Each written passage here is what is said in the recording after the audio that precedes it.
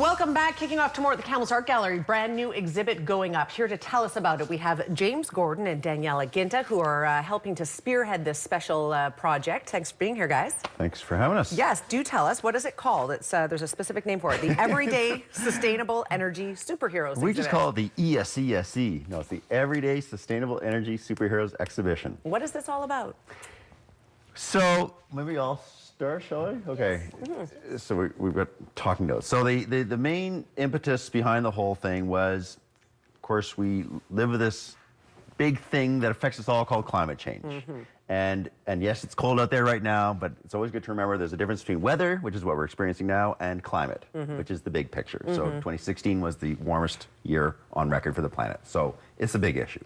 And there's a lot of bad news sometimes, and it kind of gets on you. So we thought, let's focus. There's also a lot of great stuff going on. You know, renewable energy production is really going strong right now. So let's focus on some of the great things that people in this community are doing, both, you know, fancy, high-tech stuff and simple, old-fashioned stuff, because there's lots of both. Yes.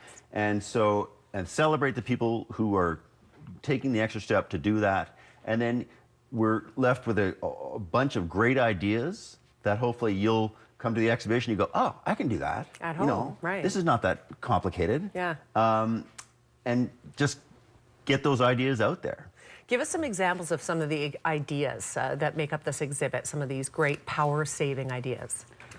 We have people who are, so solar panels are, you know, what everybody or most people would think of when they think sustainability, oh, solar panels. And indeed, we have people who are saying, you know what, you don't have to put a lot of money into it, you put a little bit of money into something that you can afford, and part of your, you know, bills are taken care of by solar panels. Or people who are trying to deal with waste.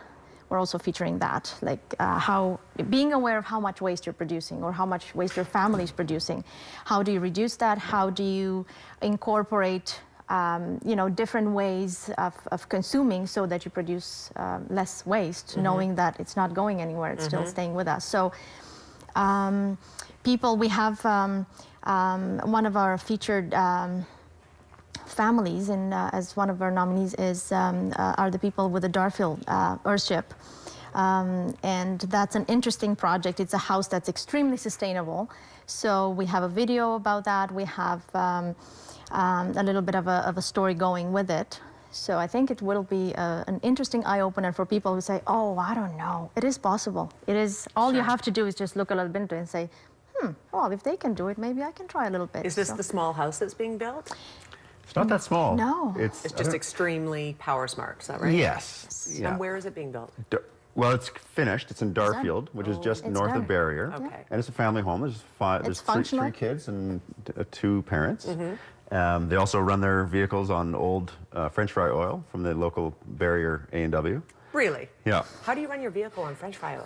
It's actually pretty simple. It's basically a diesel engine with a very slight modification, and it's very doable. That's awesome. Yeah. And that brings up a point as far as the technical aspects of the exhibition. We have two-dimensional pieces, like paintings and photographs that are on the wall, and then we have a series of 11 interviews that we've taken of people that we think really go above and beyond in the realm of using sustainable energy. So we've got those accessible as well. So lots to see, lots to get inspired about. If you're interested in leaving a smaller footprint for yourself and you want to be inspired by what other people are doing, you can come down to the art gallery.